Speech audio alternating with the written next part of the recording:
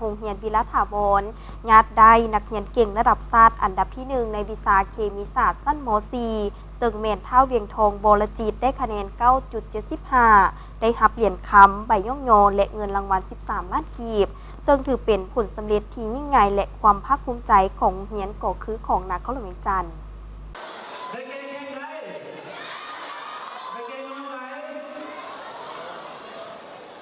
โรงเรียนวิลาถาวรเป็นหนึ่งในโรงเรียนที่สามารถฝึกฝนหล่อหลอมนักเรียนให้กลายเป็นนักเรียนเก่งและยัดเอารางวัลที่1ในการสอบสิ่งนักเรียนเก่งระดับชาติในศุกร์ปี 2025-2026 ได้สำเร็จซึ่งถือเป็นผลงานผลสำเร็จและความภาคภูมิใจของโรงเรียนและนครหลวงเวียงจันทน์เป็นการยั่งยืนถึงคุณภาพในการเรียนการสอนที่ดีมีคุณภาพท่านนางนิลาวันวิลาถาวรผู้อำนวยการโรงเรียนเลี้ยงเด็กอนุบาลประถมและมัธยมศึกษาสมบูรณ์วิลาถาวรได้ให้สัมภาษณ์ว่าในศุกร์เย็นนี้ได้ส่งนักเรียนเก่งเข้าร่วมสอบสิ่ง1 คนในวิชาเคมีศาสตร์ชั้นม .4 ซึ่งแม่นเท่าเวียงทองบรจิตผ่านการสอบสิ่งสามารถงัดได้รางวัลที่1ด้วยคะแนน 9.75 ได้รับเหรียญคำใบย่องโยและเงินรางวัล 13 ล้านกีบถือเป็นผลงานผลสำเร็จที่ยิ่งใหญ่ให้แก่การเรียนการสอนของศุกร์เย็นนี้และผ่านมาโรงเรียนก็เคยได้นักเรียนเก่งระดับชาติ4 น้องและครั้งนี้ก็แม่นเป็นคนที่ 5ซึ่งเป็นการยั่งยืนคุณภาพของโรงเรียนและเป็นของขวัญในการฉลองครบรอบ20 ปีของโรงเรียนซึ่งข้าพเจ้าก็รู้สึกปลื้มปิติดีใจเป็นอย่างยิ่งในน้ำอำนวยการโอกาสนี้ขอย่องเงาชมเชยมายังน้องที่ตั้งใจค้นคว้าทำเรียนเฮ็ดให้ญาติได้รางวัลนักเรียนเก่งระดับชาติอันมีเกียรติและขอย่องเงาชมเชยครูอาจารย์ที่ได้เอาใจใส่ฝึกฝนหล่อหลอมสิสอนน้องนักเรียนเป็นอย่างดีตลอดมาพร้อมนี้ยังต้องขอบใจผู้ปกครองที่ให้การสนับสนุนน้องนักเรียนที่ช่วยเหลือให้กำลังใจหมู่เพื่อนเฮ็ดให้มีผลสำเร็จร่วมกันคือว่ามื้อนี้เป็นมื้อที่ว่าปลื้มปิติและยินดีหลายที่นักเรียนพวกเฮาชื่อเท่าเวียงทองนี้เป็นผู้ได้รับรางวัลที่1รางวัลชนะเลิศในวิชาเคมีศาสตร์ชั้นม .4 ถือเป็นบาทเก้าที่ดีเนาะเพราะว่าผ่านมาพวกเขาก็แม่นเคยได้นักเรียนเก่งระดับชาติมาได้4 น้องแล้วแหละน้องเวียงทองนี่ก็เป็นผู้ที่5เนาะเป็นปีที่ปิติซื่นสมและดีใจหลายเนาะที่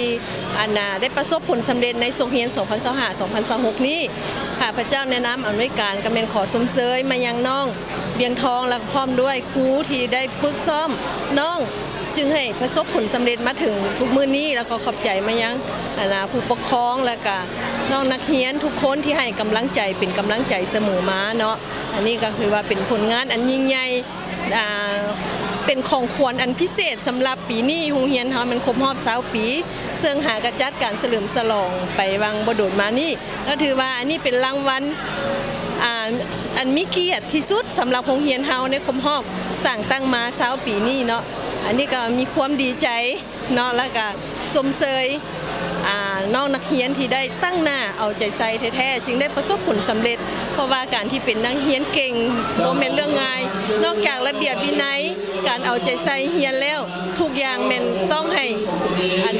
มีความตั้งใจแท้ๆมีความมุ่งมั่นแท้ๆจึงสามารถประสบผลสำเร็จได้เนาะขอสมเสยขอบใจหลายๆโอกาสนี้เท่าเวียงทองบรจิตนักเรียนเก่งที่สอบสิ่งได้รางวัลที่1ก็ได้ให้สัมภาษณ์ว่าตนมีความดีใจหลายต่อผลสำเร็จในครั้งนี้เนื่องจากได้บุกบืนเอาใจใส่อย่างเต็มที่ในการอ่านและค้นคว้าบทเรียนพร้อมทั้งสร้างความเข้าใจในบทเรียนเพื่อเป็นการจืดจำเว้ารวมแล้วก็แม้มีความกดดันพอสมควรแต่ผลที่ได้รับก็เฮ็ดให้เป็นที่ภาคภูมิใจและอยากฝากถึงหมู่เพื่อนให้ตั้งใจในการทำเรียนอดทนผ่านพาดุหมั่นค้นคว้าบทเรียนและบ่ท้อถอยเพราะความพยายามของตนเองในมือนี้จะส่งผลที่ดีในต่อหน้าสบายดีน้องชื่อว่าท้าวเวียงทองวรจิตเป็นตัวแทนนักเรียนเก่งวิชาเคมีศาสตร์ของโรงเรียนวิลาถาวรศุกร์เรียน 2025-2026 และในปี 2025-2026 นี้น้องก็สามารถญาติได้อันดับที่1ของขั้นระดับชาติในวิชาเคมีศาสตร์น้องเองก็รู้สึกดีใจหลายที่ได้ระดับชาติในครั้งนี้เพราะว่าต้องผ่านอุปสรรคหลากหลายอย่างจึงสามารถญาติได้อันดับที่1ระดับชาติได้แนะนำว่าให้ได้เต็มที่ที่สุดถึงผลมันจะออกมาแนวใดก็ยอมรับกับสิ่งนั้นและก็แนะนำว่า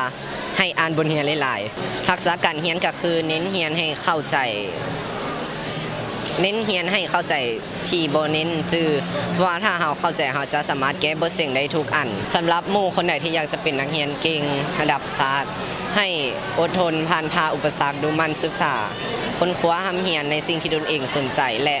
ห้ามท้อถอยเพราะว่าสิ่งความพยายามของตัวเองในมือนี้จะส่งผลถึงตัวเองในมือหน้าผู้อำนวยการโรงเรียนยังได้กล่าวตื่มว่าเว้ารวมแล้วการเป็นนักเรียนเก่งบ่แม่นเรื่องง่ายนอกจากจะเป็นผู้ปฏิบัติระเบียบวินัยการเอาใจใส่คำเรียนแล้วต้องแม่นบุคคลที่มีความมุ่งมั่นตั้งใจเรียนแท้ๆจึงจะประสบผลสำเร็จได้ทางโรงเรียนวิรัตถาวรแม่นได้ถือเอาการสอบเสียงนักเรียนเก่งเป็นบุริมสิทธิ์ตลอดมา